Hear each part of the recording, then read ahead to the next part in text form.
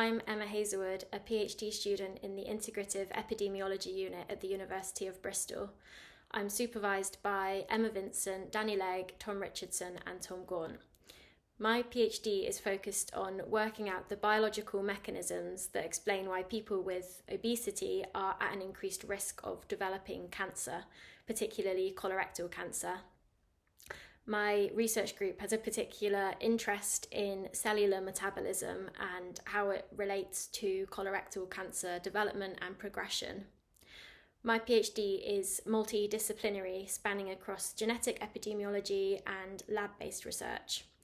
I work with huge data sets of genetic or other phenotypic data to try and find genes or pathways that could explain this link between obesity and increased risk of cancer. Then I look at these genes and pathways in early cancer cells using in vitro methods.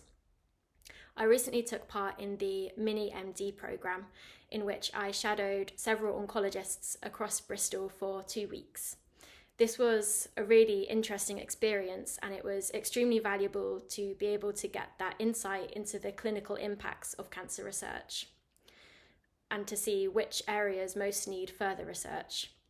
I found it particularly eye-opening to see the diversity of patient experiences and how the journey of somebody receiving cancer treatment could be vastly different from one patient to the next.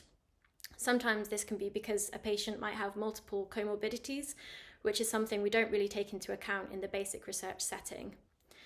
Another key takeaway for me was the importance of side effects when considering cancer treatments. And how these side effects can sometimes be a barrier that stop people from being able to access the most effective cancer treatment. The mini-MD programme also opened up some questions for me, such as whether we're missing an opportunity for lifestyle interventions, for instance, in cancer screening programmes.